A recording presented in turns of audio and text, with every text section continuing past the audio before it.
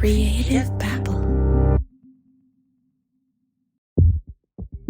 Last time on Pretend Radio, I talked to a group of people who take chlorine dioxide, a bleach-type chemical. They say it cures everything from headaches to Lyme disease to malaria, HIV, hepatitis, cancer. I know, my BS meter went through the roof. When I first discovered this trend, I thought, surely this is a small group of people. I mean, seriously, who would take this stuff? But then I realized this is actually a huge movement among the alternative medicine community. I'm Javier Leiva, and this is Pretend Radio. Stories about real people pretending to be someone else.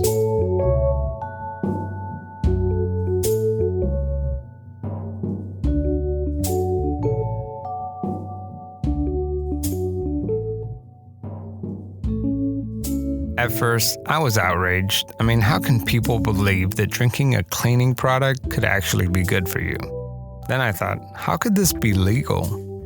Well, it turns out MMS, or Miracle Mineral Supplement, is not a medicine, so it's not regulated by the Food and Drug Administration. It's a supplement, and supplements in the eye of the U.S. government aren't considered drugs, so supplements are treated more like food. You could take it, it's safe until it's not, then you're in trouble.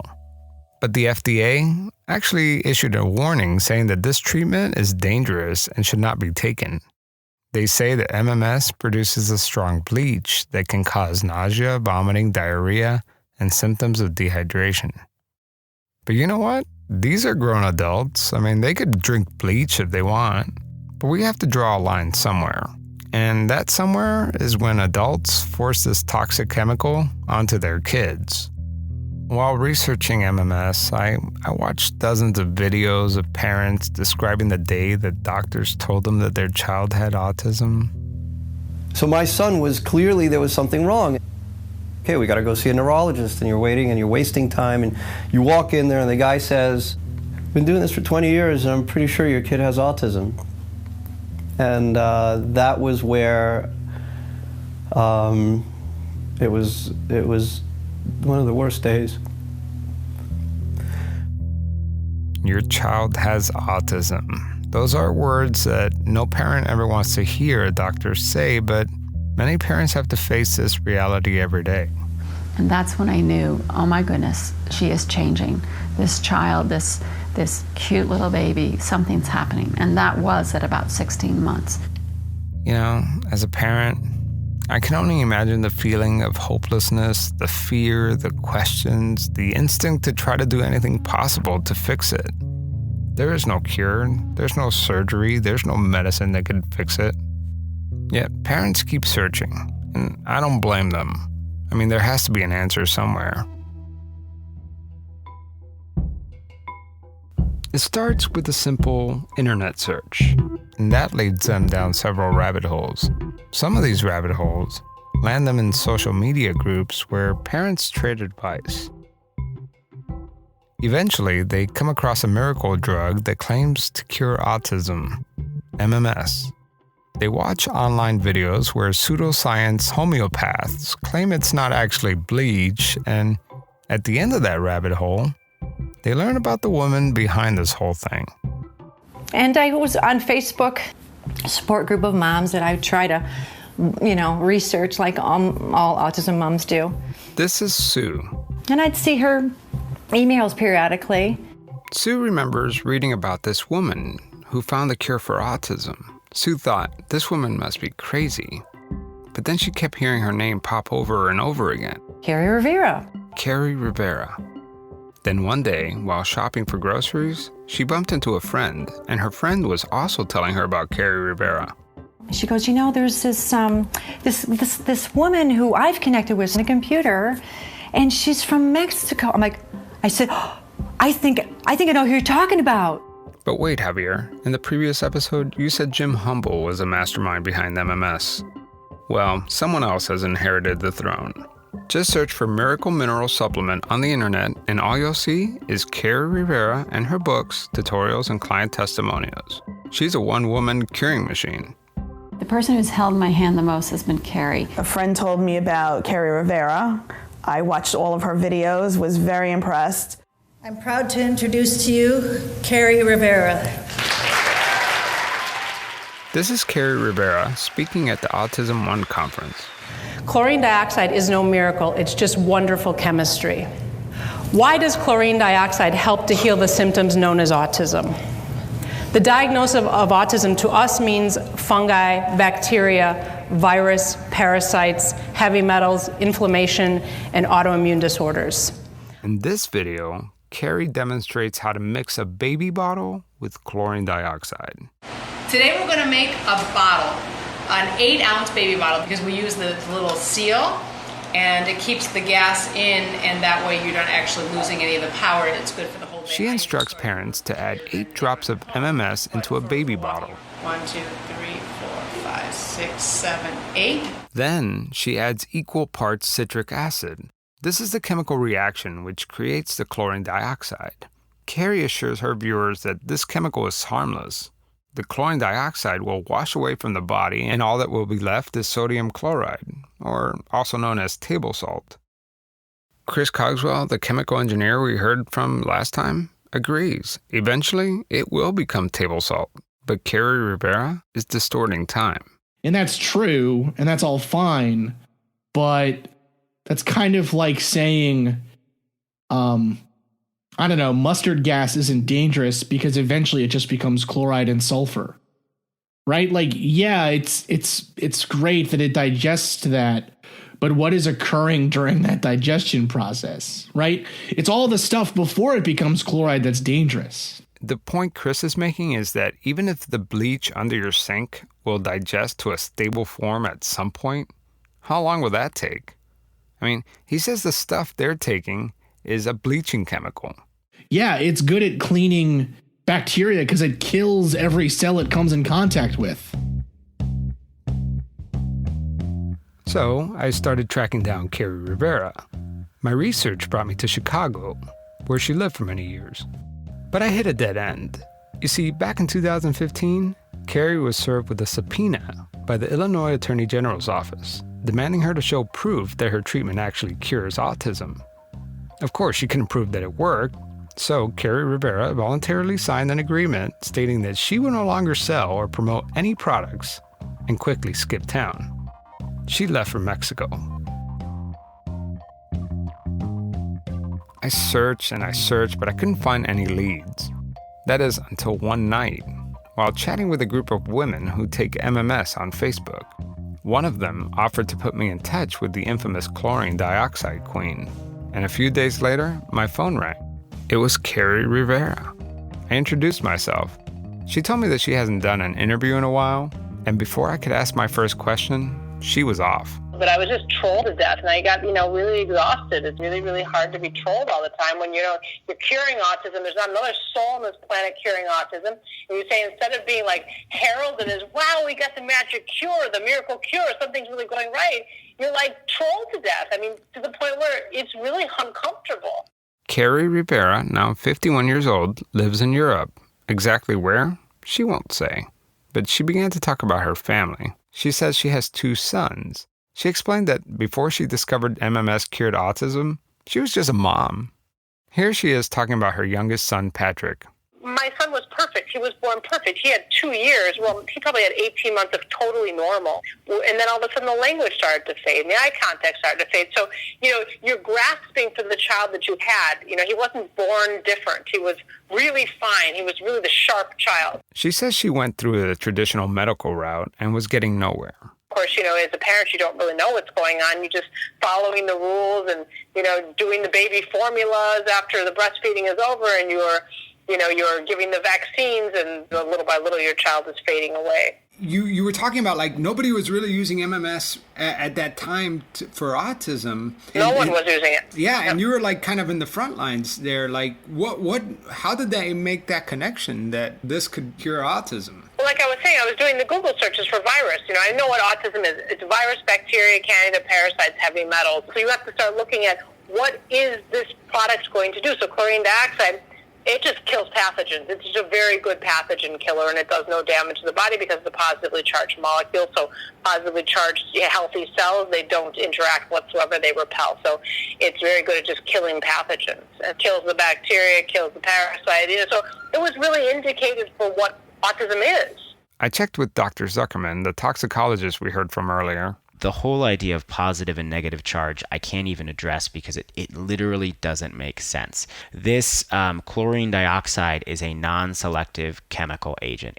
In other words, it kills everything it comes in contact with. Do you think that maybe some of the criticism comes from the fact that maybe it's marketed as this cure, this miracle?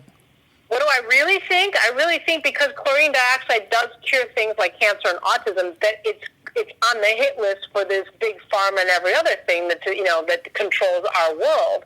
So they don't want people to go out and cure themselves from all these really lucrative diseases like cancer and autism for $20 a bottle. And nobody's really getting rich off it, because if you talk to the people who are selling it, they're also not getting rich off it. I mean, they're eating today, right? But no one's making money off of chlorine dioxide, and it's so effective. It's true. Kerri Rivera doesn't actually sell MMS. The chemical itself is sold through a third-party retailer. What she does sell is her consultation, books, and speaking fees. To answer my question, though, like you say it's effective, but is it really a miracle? Like, is it being oversold? Well, yeah, I definitely don't sell it as a miracle. Oh, really? Let's replay the first thing she told me. You're curing autism. There's not another soul on this planet curing autism. And you say, instead of being like heralded as, wow, we got the magic cure, the miracle cure, something's really going right, you're like... Anyway, in her last episode, Chris Cogswell, the chemical engineer, figured out that if taken properly, you might actually be getting more chlorine dioxide from your city's water system than you are from MMS. If a normal person drinking water that's been treated with chlorine dioxide takes MMS, like, aren't you essentially just doubling up the chlorine dioxide that's in your tap water? You're actually taking chlorine dioxide at a therapeutic dose, and that's really important for anything we're doing, whether it's for healing or whatever. You need to be taking the right amount, and then that's where the healing comes in. But then essentially, then why not just drink more water if the same solution is in it? Like, you know what I mean? Like, help me understand. You can't get therapeutic on it. No, you can't get therapeutic on just tap water. Not all municipalities even have it. But what's the difference then? The dose. Like, the dose makes the poison, the dose makes the therapy. So if you're not getting enough, you're not going to get rid of your cancer, your autism, your fibromyalgia, your Lyme, that kind of thing. But where did this idea that autism is caused by parasites come from? We were doing enemas. This goes back in like early 2011. We're doing enemas with these kids in Spain, and these long these long strands were coming out. And he said, Kerri, that's not candy, those are parasites. And I was like, wow, parasites. Autism, we never talked about parasites. That was not even on the radar for autism. I have to warn you, this next part is pretty disturbing. Those parasites Kerri is talking about? Yeah, well, they're not parasites. My name's Emma Dalmain, and I've been campaigning against fake cures. She said that parasites are causing autism, and the only way to get rid of autism is to kill the parasites with this solution. So parents are giving it to their children, and they're having sores break out on their children's arms.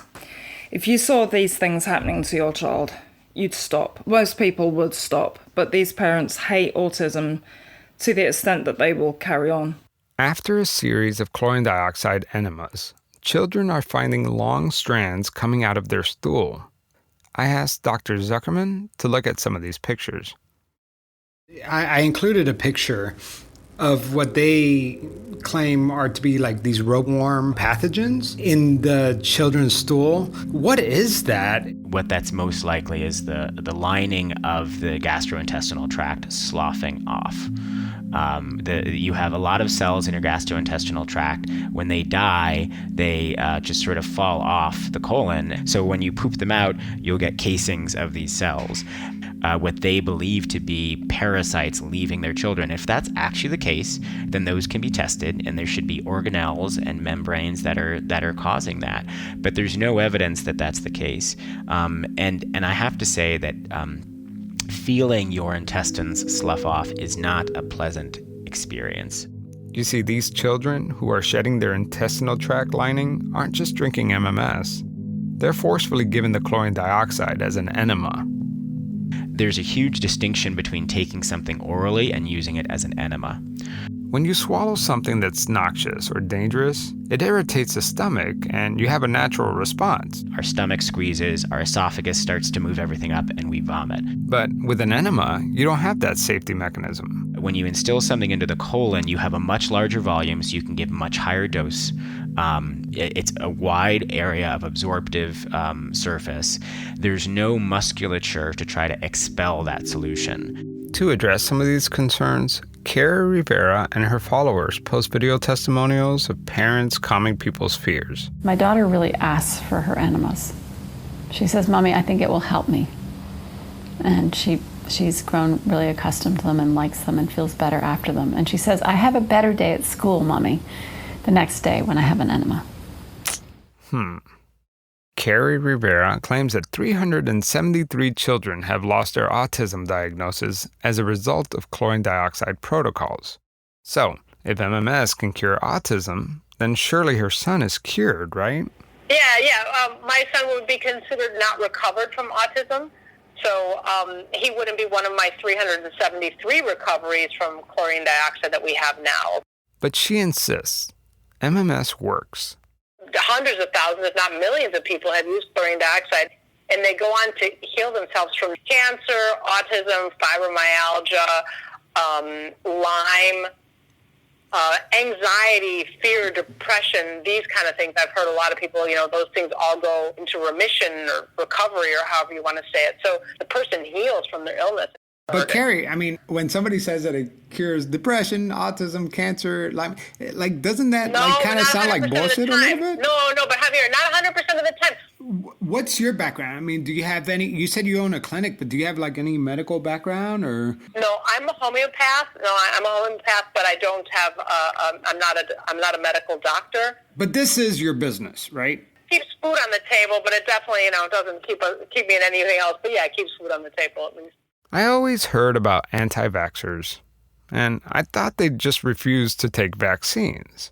I never imagined that they would actually do something about it and drink chlorine dioxide to kill parasites inside their gut. And it all stems from their distrust in the medical community.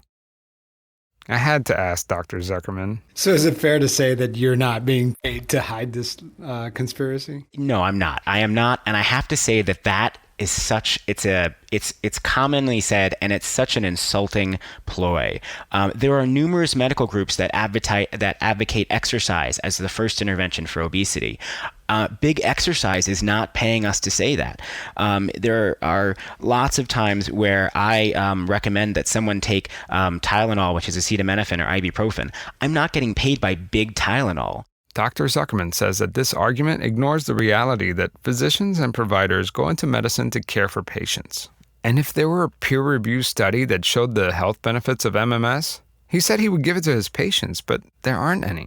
And even in medicine, what people don't understand is that the history of the development of therapeutic agents, when we make a drug, we assume it's dangerous and we assume we are wrong. That is the whole point of the FDA, is to assume that drugs don't work and that they're dangerous. First, you have to get animal data to see if it's safe. Then you have to get human data to see if that's safe. It would fail that trial because it's not shown to be safe. Then after that, you have to prove that it does something. The assumption is that it doesn't do something. He says MMS will fail both. All of drug manufacture is based on the assumption that it doesn't work. The people who believe in MMS start with the assumption that it does work. They ignore health effects that would normally prevent a drug from coming to market. I've done a lot of research on this topic, and when you look up MMS, all you find are articles saying how horrible it is, or you'll read blog posts that promise it will save your life. There's nothing in between. My goal was to approach this topic with an open mind, and I feel like I thoroughly explored both sides. The question is, if you're facing a life-threatening disease or have a child with autism, would you put your faith in the medical system that is heavily influenced by big corporations, but that has had major success at extending our lives and ridding polio, smallpox, and various other diseases? Or would you put your trust in a perfect stranger with no medical degree? If it were me, as imperfect as it is, I'm betting on our medical system.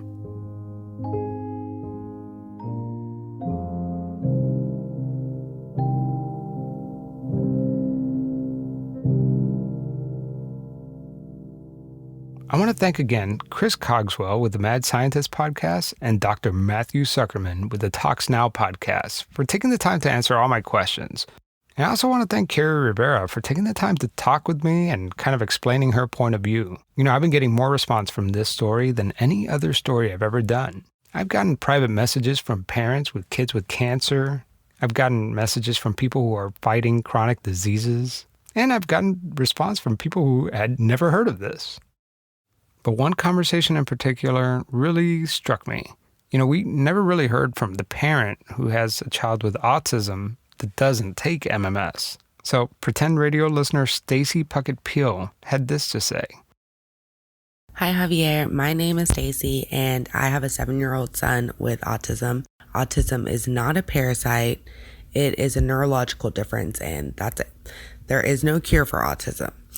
Autism is also not a death sentence. Our job as parents is not to get rid of autism, but it's to allow our children to be their unique selves while providing resources that give them the tools that they need to cope in a, quote, normal society. So I first learned about MMS and about Kerri in autism groups on Facebook, and I honestly thought that it was fake. So many of these children are nonverbal, so they're unable to even tell you when they're in pain, and they can't go to a teacher or a therapist or police and let them know what's going on.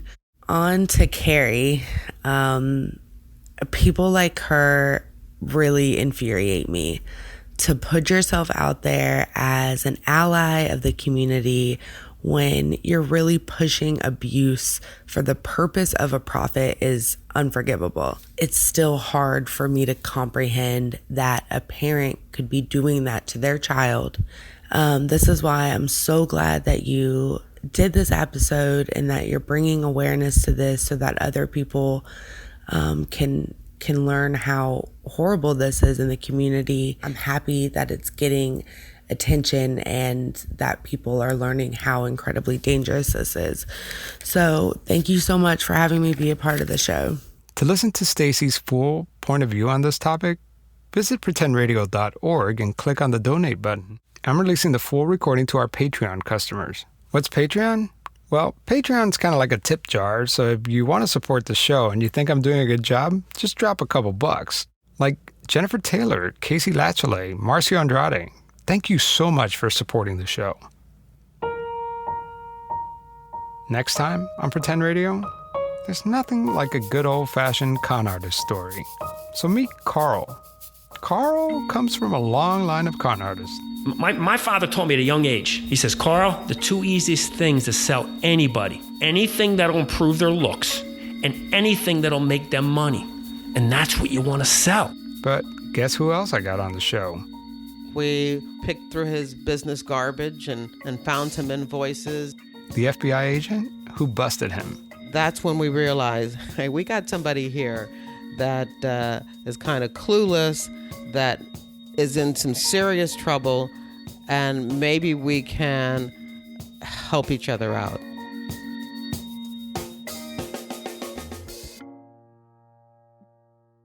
So, podcasting didn't start off that long ago. All right, let's see.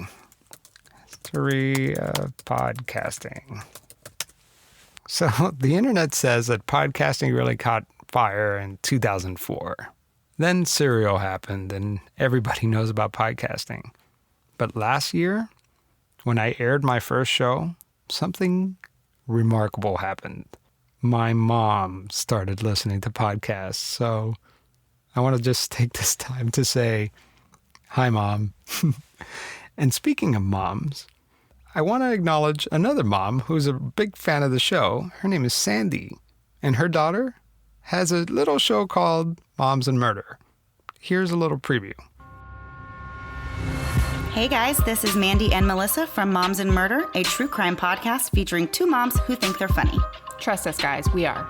Join us each week as we discuss both the infamous and unfamiliar stories in the world of true crime. You can check us out on our website at momsandmurder.com and also connect with us on Instagram, Twitter, and Facebook. We release new episodes on Tuesdays, so we hope you'll check us out. Also, after doing this show, I've met so many cool podcasters, and the coolest, without a doubt, is CK. He's a fella from across the pond. You should check out his show. Here's a preview. Well, hello, my friends. This is CK from the Mirths and Monsters podcast, proud partner of the Odd Audio Network. Join me, my companion Finn, and my occasionally satanically possessed cat Ray, Puny Mortals, as we investigate the real truths behind some of the most wonderful creatures you can imagine. Are trolls really that thick? Or is it just bad press? Are leprechauns really drunken bums? Sort of. But there's a lot more to find out. All you need to do is tune in to Mirths and Monsters podcast with me and Finn. Till next time, sláinte. Your good health. Okay, here's how Miro works. See, it's amazing. What's everyone doing at David's desk? Ever since marketing started using Miro's collaborative online whiteboard, he thinks all our other teams should sign up. Why?